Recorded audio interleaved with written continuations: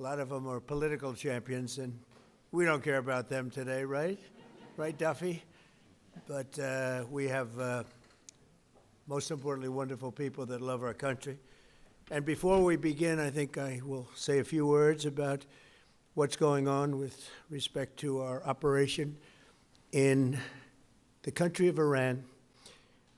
The United States military, together with the wonderful Israeli partners, continues to totally demolish the enemy far ahead of schedule and at levels that people have never seen before, actually.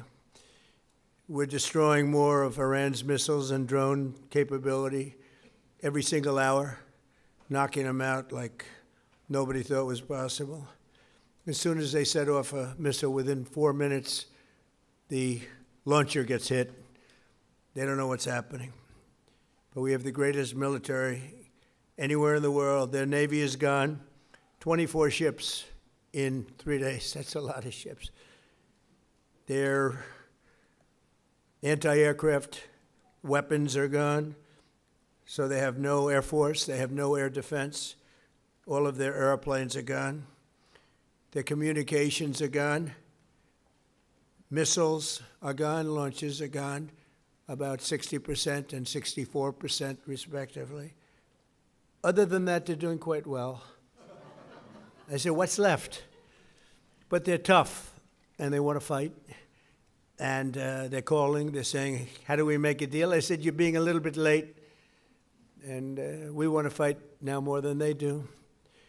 We've had 47 years, depending on the way you count it, but 47 years of horror with this group. And, when you see somebody walking down the street without their legs, without the arms, whose face is so badly affected and hurt, it mostly came from 95% Soleimani and Iran, and we, other presidents, lived with it. I didn't live with it. And so our people are doing a great job. Again, the greatest military anyone's seen.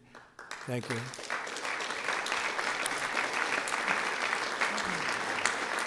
Thank you very much. And yesterday, my administration announced decisive action to help keep down the oil prices, including offering political risk insurance for tankers transiting into the Gulf, as you know, pretty dangerous territory. Further action to reduce pressure on oil is imminent, and the oil seems to have pretty much stabilized. We had it very low, but I had to take this little detour, if it's okay with everybody. Scott, it's okay with you? Scott's the one who has to put up with it. He said, you have to do this now? I said, I have to do it, Scott, right? But it's been very strong, and everybody, including Scott, everybody feels we had really no choice. They were going to hit us if we didn't hit them, because they're crazy.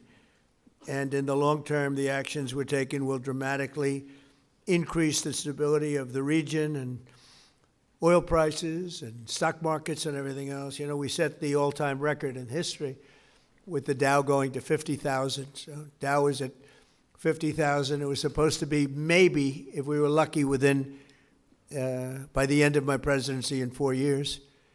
And we did it in my first year. We did the S&P 500. We did that in a period of less than a year. And that was even tougher than the Dow, they said, so it wasn't going to happen.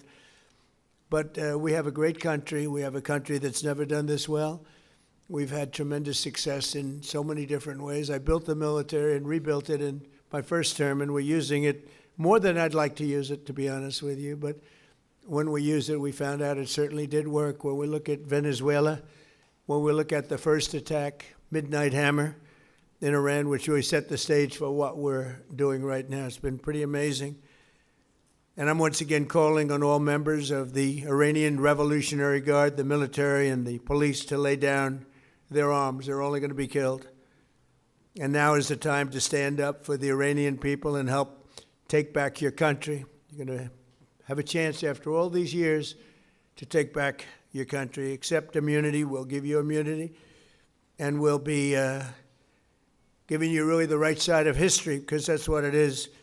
So you'll be perfectly safe with total immunity, or you'll face absolutely guaranteed death, and I don't want to see that. They don't want to see it either.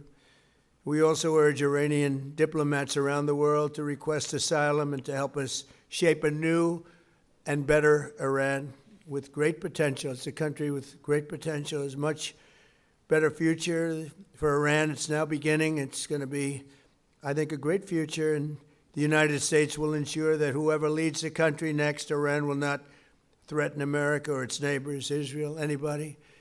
If you look at what happened, they had missiles aimed at all of these other countries, Qatar, Saudi Arabia, UAE, many others, that weren't really involved very much, and they had missiles aimed. Well, they were aimed there long before this ever started. They were going after the entire Middle East, and then we came along. We blew up their party. So we have phenomenal people. I want to thank all of the people that have been involved. Marco, you've been doing a fantastic job. And you've been doing a fantastic job on a place called Cuba.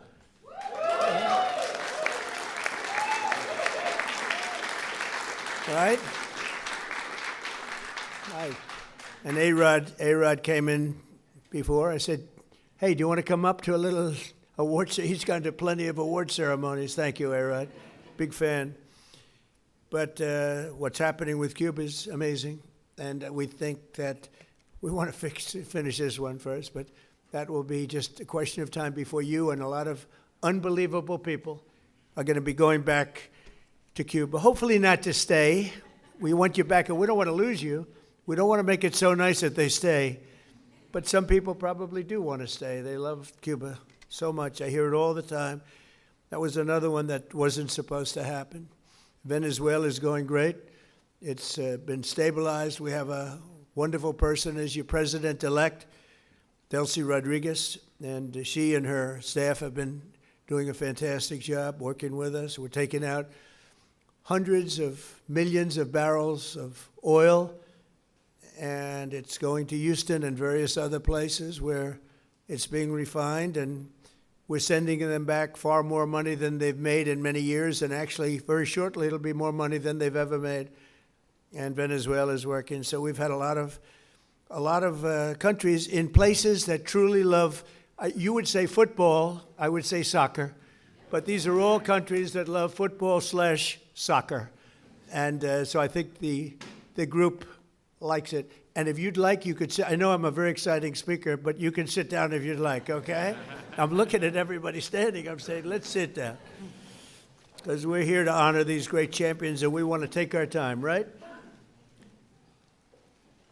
Let's get to the reason that we're here, and it's a beautiful reason because we're honoring truly talented people. Today we're thrilled to host the 2025 MLS Cup champions, Inter Miami. Great job.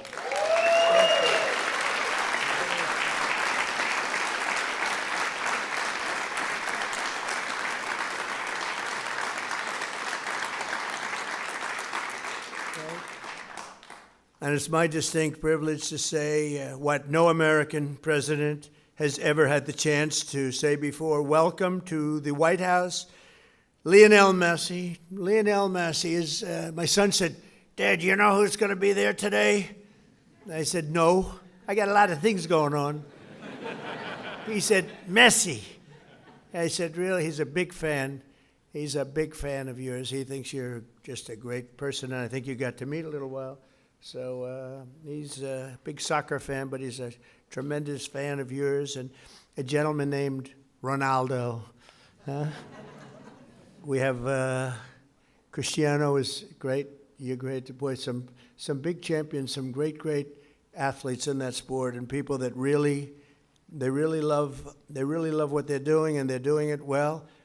And it's an honor for us and everybody at the White House to be honoring you today. So congratulations as well to co-owners Jorge and Jose Mas,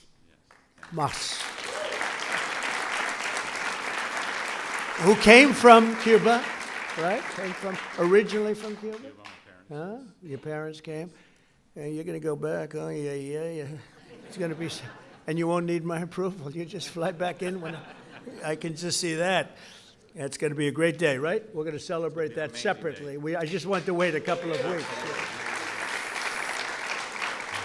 I wanted to wait a couple of weeks, but we'll be together again soon, I suspect, celebrating what's going on in Cuba. They want to make a deal so badly, you have no idea. As well as head coach, who I hear is a phenomenal coach, Javier Mascherano. Where's your coach?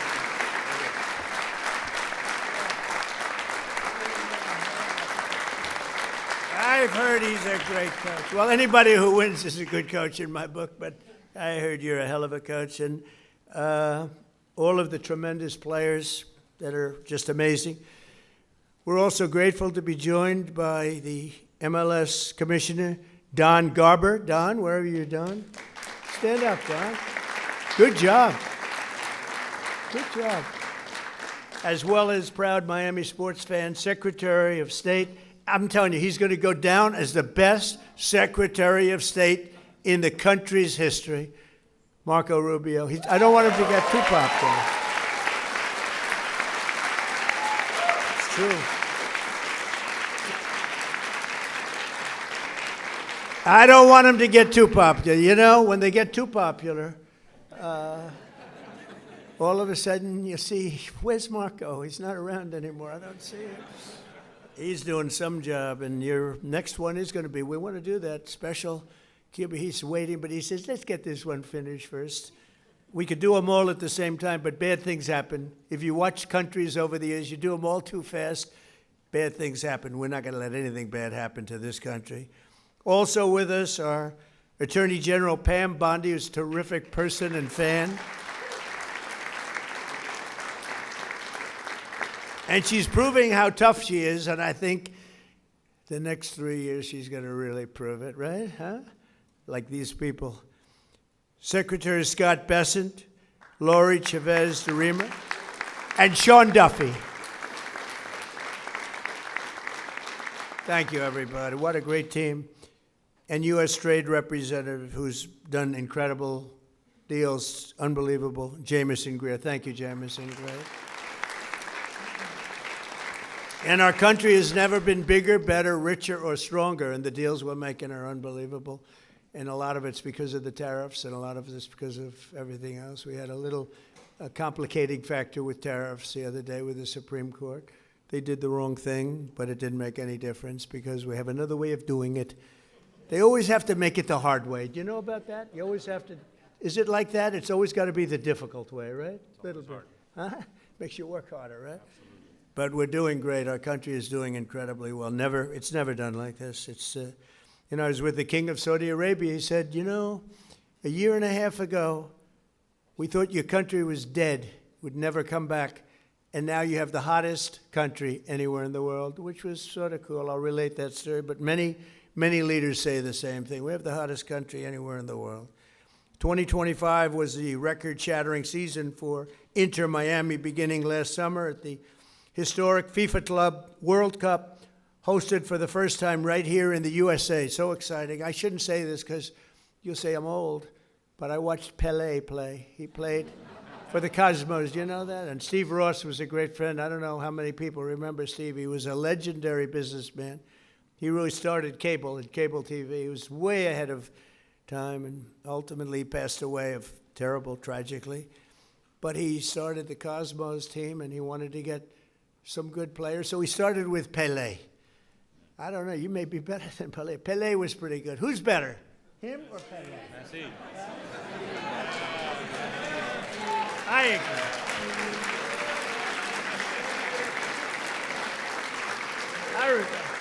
I think he is. But he was pretty good, right? Pelé was pretty good. But it was very exciting, and I went to the games. I'd go every once in a while, but soccer just didn't catch on. And then when Steve got ill, it sort of went away, and then it came back, and now it's just turning out to be amazing how it's coming back in this country. But the Cosmos were a very hot team, playing with other teams that weren't so good. But I got to watch Pelé play, and he was something too.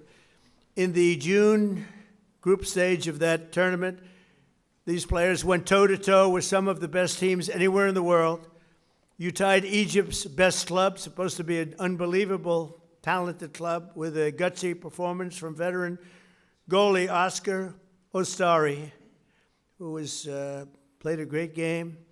Then you tied the top Brazilian club, wow, thanks to a brilliant goal from one of the greatest strikers of all time, Luis Suarez. Was he? Where is that? Where is that?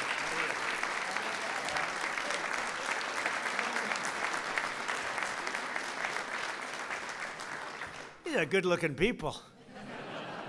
Marco, I don't like good-looking men. You don't feel so good about yourself standing up here. Good-looking people. In the 65th minute, Louis gathered the ball around midfield and turned for a vintage solo run, dribbling through the defense, driving past defenders like few people have ever seen before, cutting to his left, hammering home a goal that secured Miami's place in the next round. But no match in the 2025 FIFA Club World Cup was more important than the match against FC Porto.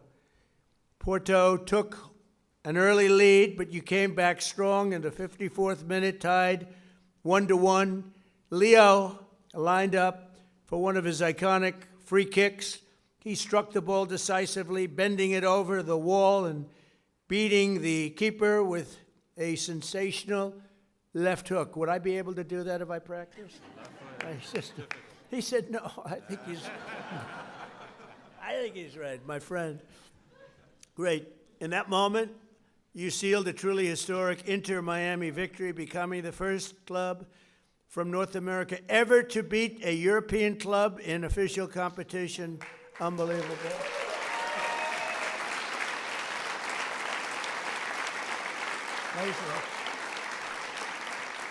You know, I have to just interject. So, over the years, I love sports, and I've watched my friend A-Rod. With George Steinbrenner, I'd sit in his box, just the two of us. He would never have anybody but me. He liked me, right? He liked me, and he liked you. He liked almost nobody.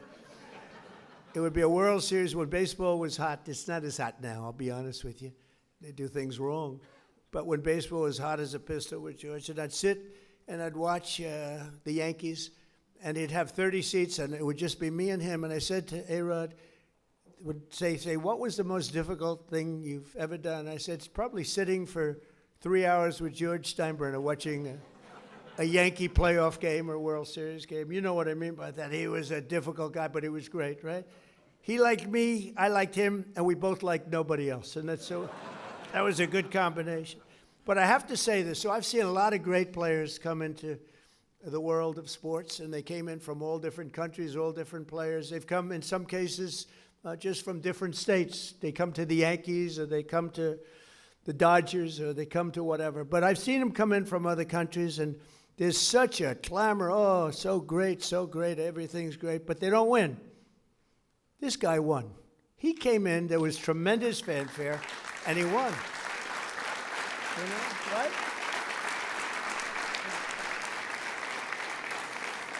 But it's true, they don't win. They come in and, you know, they're great players and they can even play okay, but they don't win.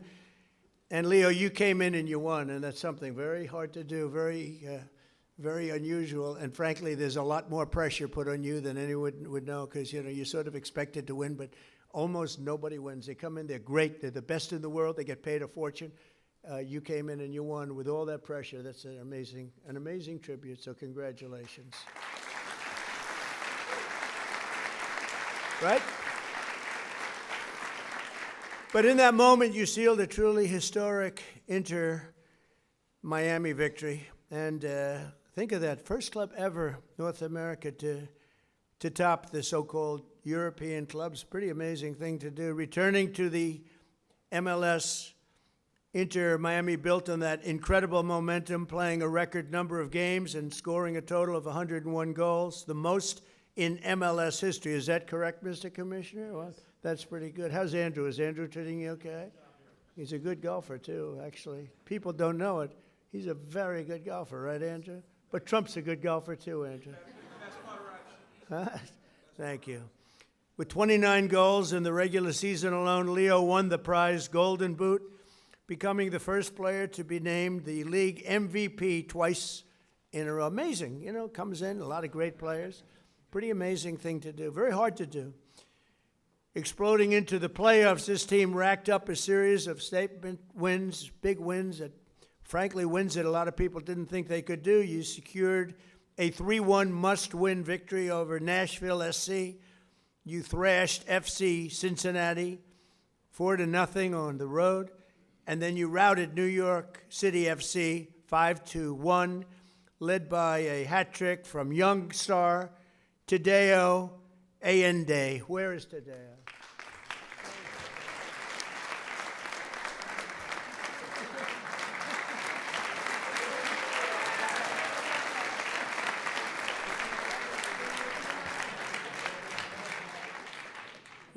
What a group of people. We could have a lot of fun with these guys. You can imagine when they win how they celebrate. We don't want to talk about it. We don't want to talk about it. In that MLS Cup final against the Vancouver Whitecaps, the entire team played together as one flawless unit. Just flawless, they say. After Vancouver tied the game 1-1, Leo picked the pocket of a Whitecap defender and sent a pass to the great Rodrigo de Paul. Where the hell is Rodrigo?